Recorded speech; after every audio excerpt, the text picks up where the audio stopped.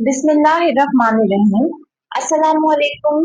आज हम पढ़ने लगे हैं एक बहुत इंपॉर्टेंट टॉपिक के बारे में, जो कि है कि एआई से पढ़ना चीटिंग है या नहीं।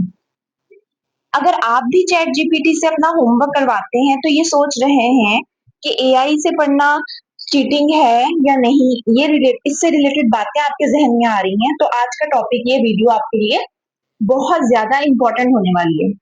तो वीडियो को लास्ट तक देखिएगा, क्योंकि इसमें हम डिटेल से जानेंगे कि क्या एआई से पढ़ना चीटिंग है या एआई से पढ़ना एक स्टूडेंट के लिए सही होगा या नहीं होगा। बच्चे, हमारे पास तीन प्रॉब्लम्स आती हैं।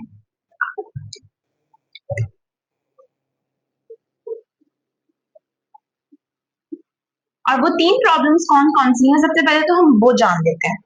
सबसे पहला ये है कि बच्चे क्या करते हैं कि वो कॉपी पेस्ट का काम करते हैं, यानी कि एआई से या चैट जीपीटी से वो कोई भी काम करवाते हैं, उसी को कॉपी पेस्ट करना शुरू कर देते हैं।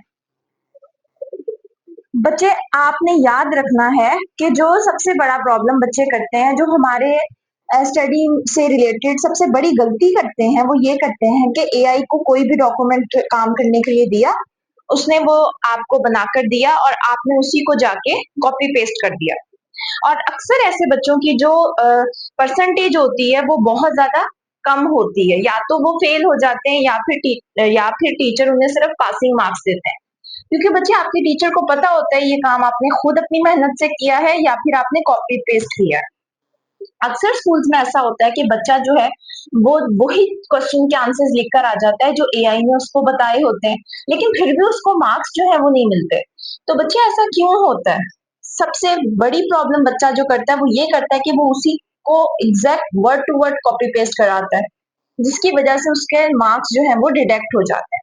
तो सबसे पहली प्रॉब्लम तो ये है कि कॉपी पेस्ट बच्चा कराता है। दूसरा, बच्चे, आपका जो दूसरा सबसे बड़ा प्रॉब्लम होता है वो ये है कि बच्चा जो है वो पूरा का पूरा फुली डिपेंडेंट हो जाता है एआई पे। जब वो एआई पे बच्चे पूरा का पूरा आप डिपेंड कर लोगे, तो फिर आपके दिमाग की जो सोचने की सलाहियत है वो स्लो हो जाएगी। आपका जो ब्रेन है उसकी वर्किंग पे इफेक्ट पड़ेगा, उसकी वर्किंग जो है वो डाउन हो जाएगी। जब आप इतना आदी हो जाओगे, आपको कोई भी क्वेश्चन होगा आपके दिमाग में, आप उसको खुद से सोचने की कोशिश नहीं करोगे, आप डायरेक्ट जाओगे चैट जीपीटी पे गए या एआई से आपने उसका आंसर निकाल लिया, तो आपके जो दिमाग है उसको पता होगा कि अब ये तो आंसर मुझे फौरन मिल जाना है, वो खुद से सोचने की अपनी जो कोशिशें हैं वो कम हो जाएंगी आपकी।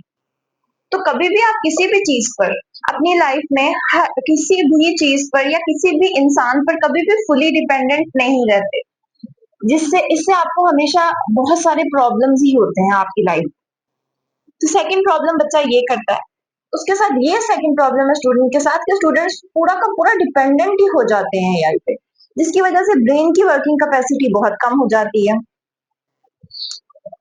थर्ड जो प्रॉब्लम है वो ये है कि बच्चा ये जानता ही नहीं कि हमारे पास जो चैट जीपीटी से आंसर आता है वो 100% एक्यूरेट आए, ये जरूरी नहीं। तो बहुत दफा जो चैट जीपीटी आपको इंफॉर्मेशन देता है वो रॉन्ग इंफॉर्मेशन होती है, और बच्चा वो ही जाके पेपर में लिख आता है और उसके जो मार्क्स है वो कट जाते हैं। तो ये तीन बड़ी प्रॉब्लम्स हैं जो बच्चा करता है। सबसे पहला कि एआई से जितनी भी आंसर्स है उन्हें कॉपी पेस्ट कराता है।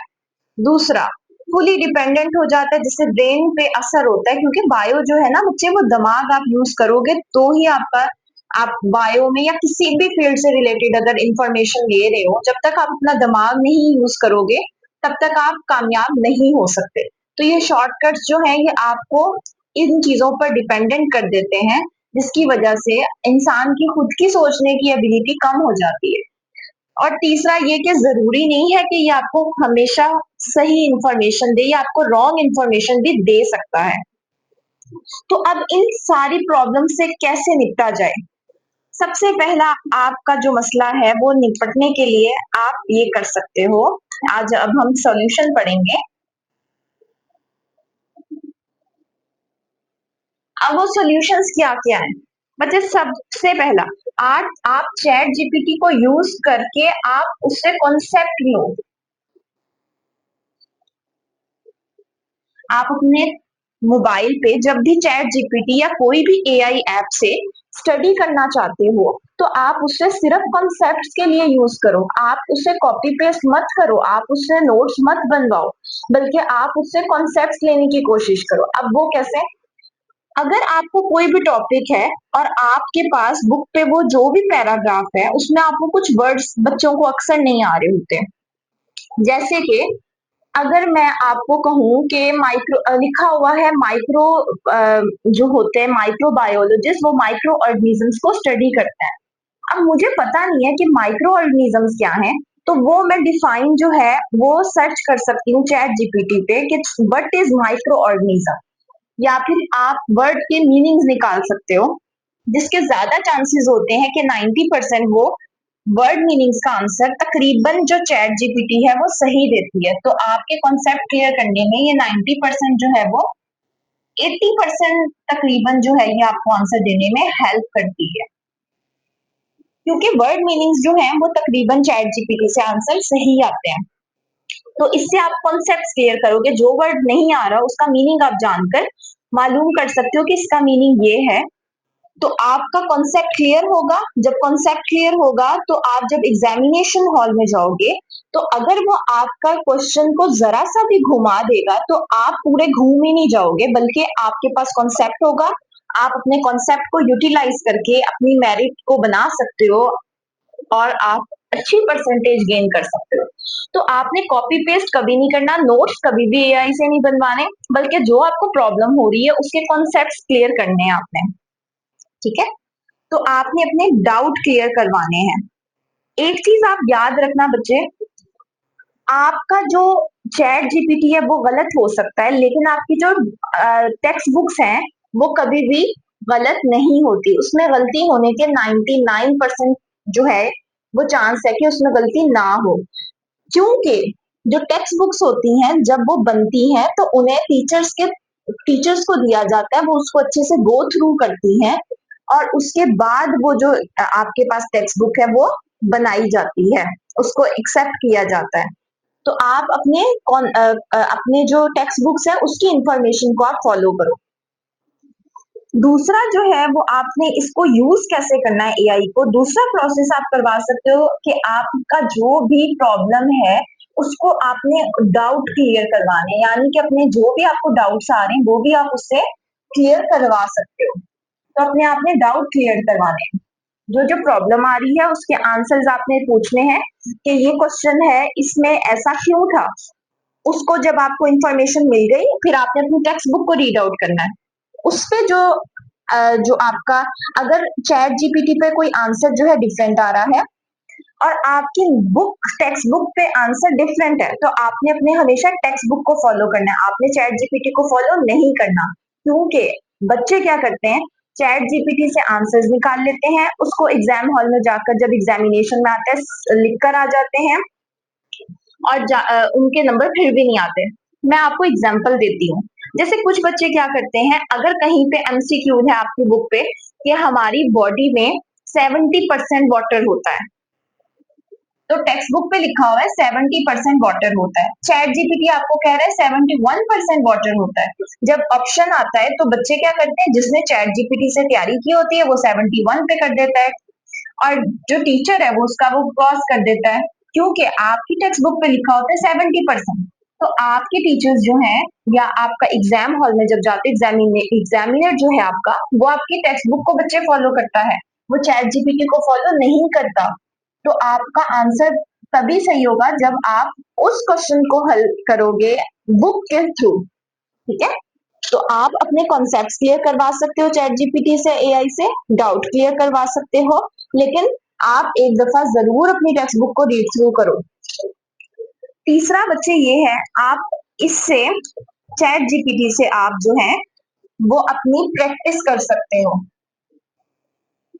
आप प्रैक्टिस कैसे कर सकते हो, आप चैट जीपीटी को कह सकते हो कि मुझे एमसीक्यूज इस टॉपिक से रिलेटेड बनाकर दो, 10 एमसीक्यूज 20 एमसीक्यूज की शीट बना दो।